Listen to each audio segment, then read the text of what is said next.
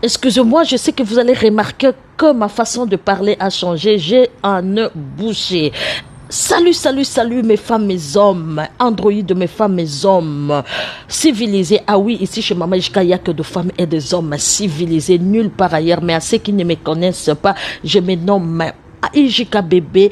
Je relate que des histoires vraies sur les réseaux sociaux et je me bats pour diminuer les antivaleurs au sein de notre société, au sein de notre communauté africaine, bien sûr, et pour qu'enfin, nous tous, nous puissions construire une nouvelle Afrique avec de valeurs solides, avec de valeurs sûres. Voici mon but sur les réseaux sociaux. Sans plus tarder, je vous ramène aujourd'hui une histoire de notre sœur Jeannette. Au fait, notre sœur Jeannette vivait en dehors de Paris et c'est là-bas qu'elle avait introduit ses demandes d'asile auprès de l'État français, mais l'État français rejetait toujours ses demandes.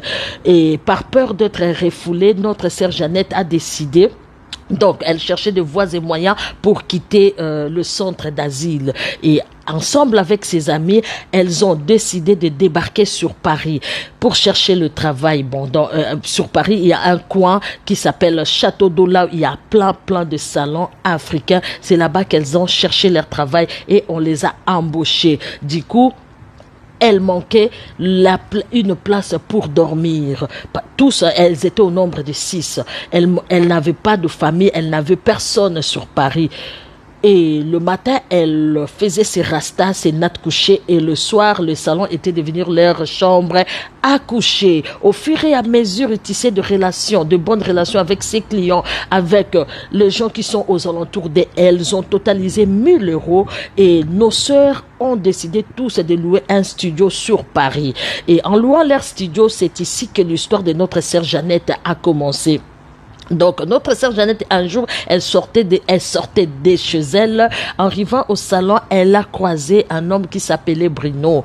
Et l'homme la suivait jusqu'à ce que notre sœur est rentrée dans le salon et l'homme entra aussi. Bonjour, bonjour. Ah, ce matin comme ça, qu'est-ce que vous venez faire? Les coiffeurs ne sont pas là. Non, je t'ai vu depuis longtemps. J'ai dit, quelle belle créature. C'est pourquoi je t'ai suivi pour voir là où tu vivais. Elle dit, non, ça, ce n'est pas ma maison, ça, c'est un salon là où je travaille. Elle dit, bon, oui, je connais la propriétaire de cet salon. Donc voilà, c'est comme ça que leur histoire avait commencé. Et le murmure a commencé à circuler, que Jeannette sortait avec Bruno. Mais permettez-moi de vous détailler le CV de Bruno. Bruno, c'est un homme, il avait 50 ans. C'est un homme de 50 ans, donc il avait 50 ans d'âge. Il vivait depuis longtemps sur Paris, donc il a résidé 30 ans sur Paris, 9 enfants de mamans différentes. Quel genre de CV? Et Bruno, avec ses 30 ans sur Paris, il n'a jamais travaillé. Il vivait que de RSA. Vous connaissez RSA? RSA, c'est l'argent des social. Il ne travaillait pas. Mais c'est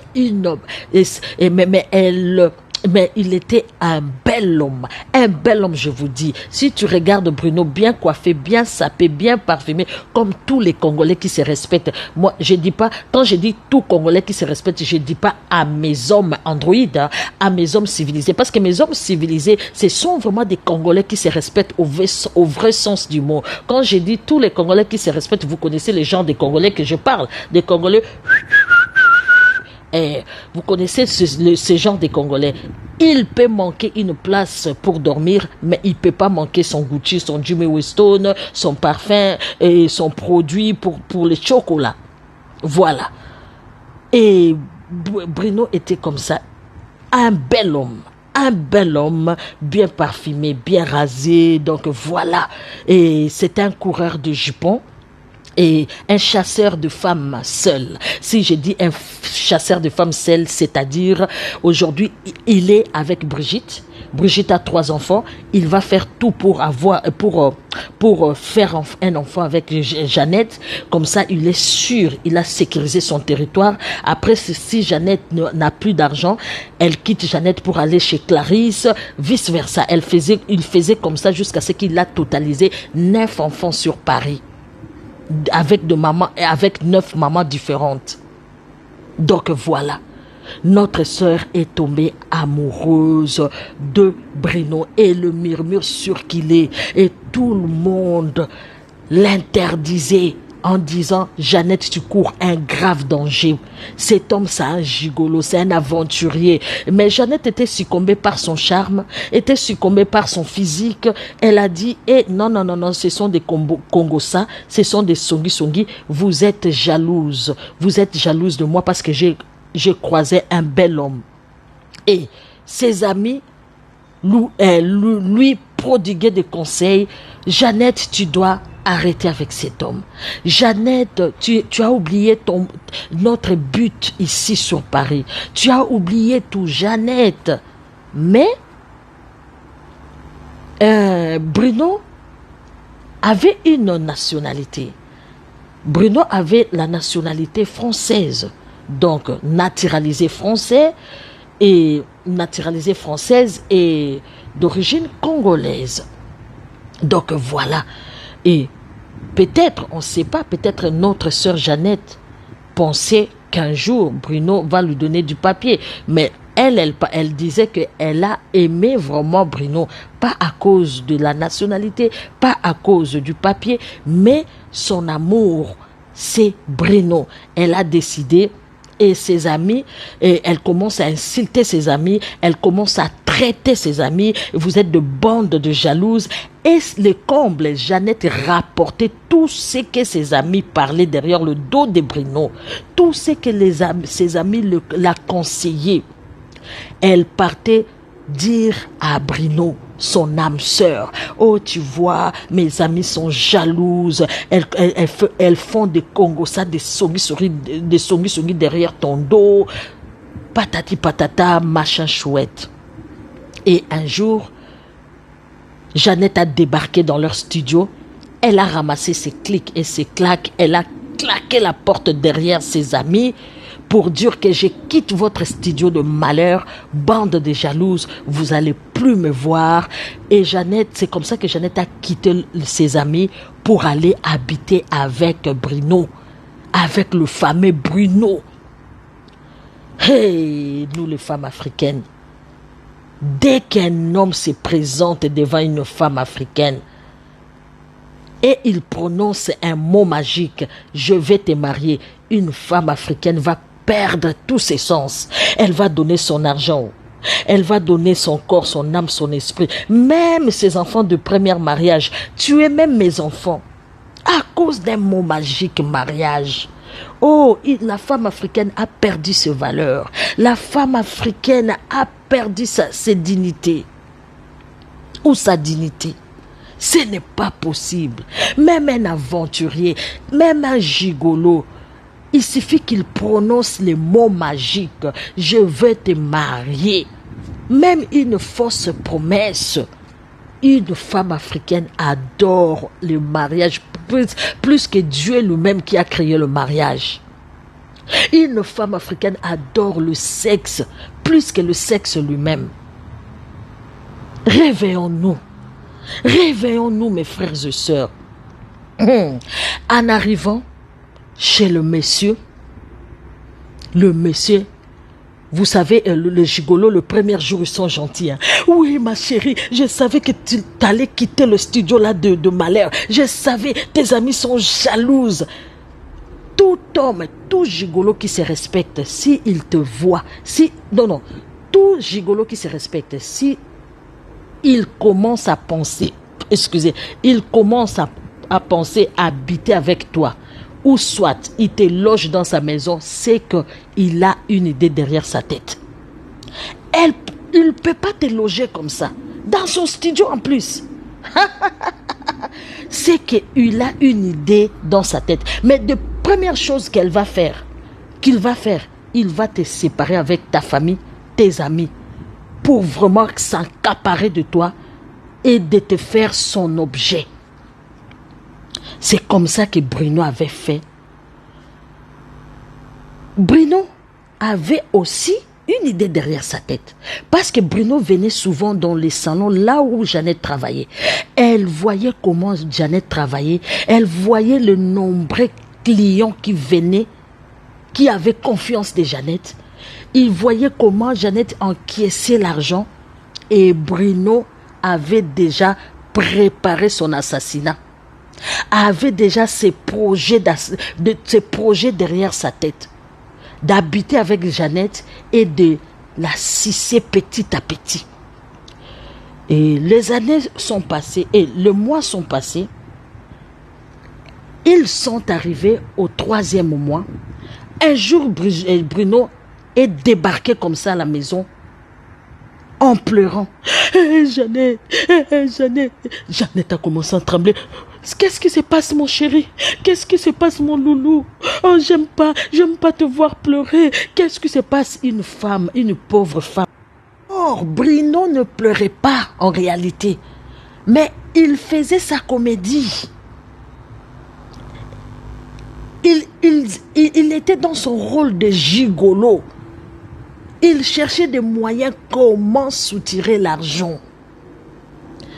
Et la pauvre femme, naïve qu'elle était, aveugle qu'elle était, elle comprenait même pas. Bruno, qu'est-ce que se passe? Dis-moi. Bruno sortit ses papiers falsifiés en disant « On m'a coupé le RSA. On m'a coupé le RSA, l'argent des sociales.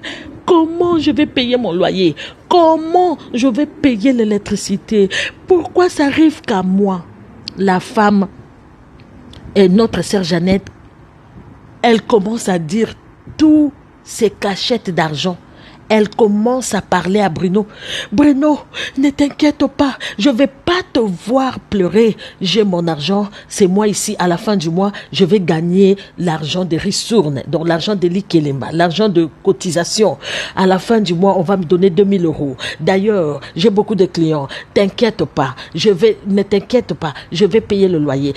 C'est comme ça que notre sœur a commencé à payer le loyer pour Bruno, l'électricité, faire la lessive, faire tout à la maison, acheter à manger.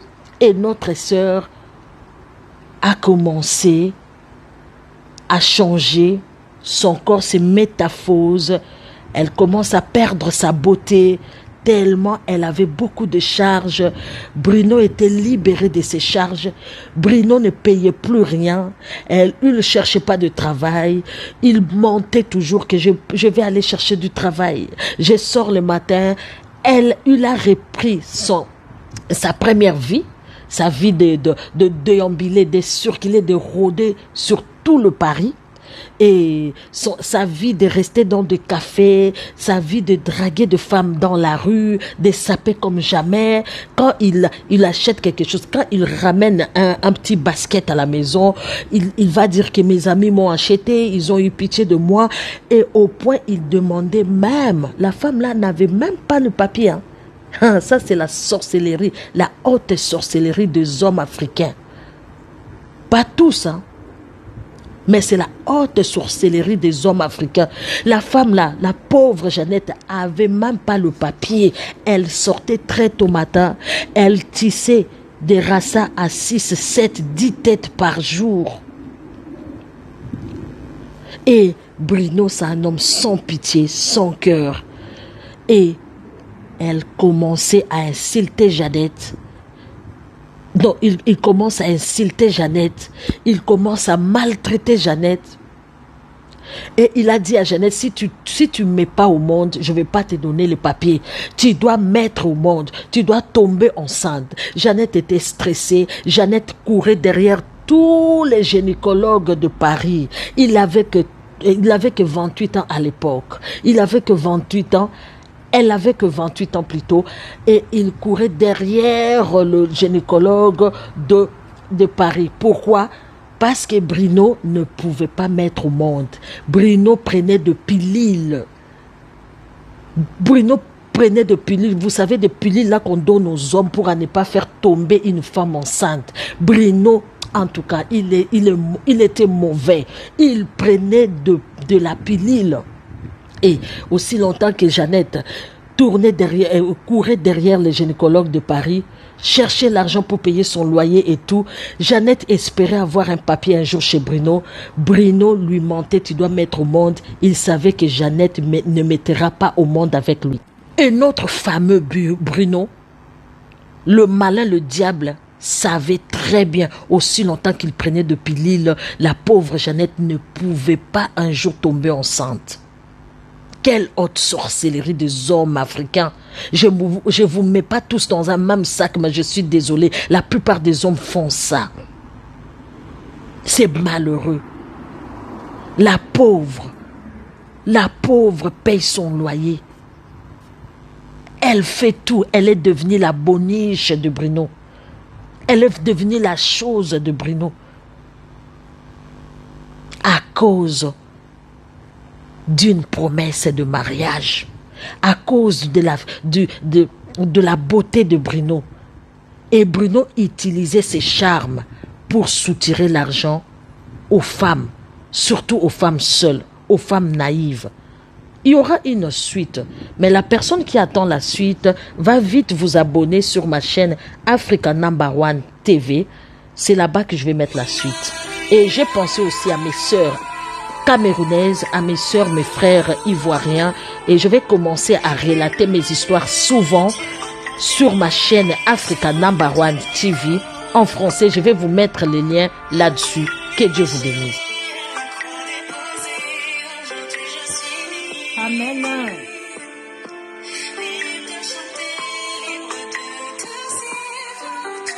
Oh, alléluia. Oh,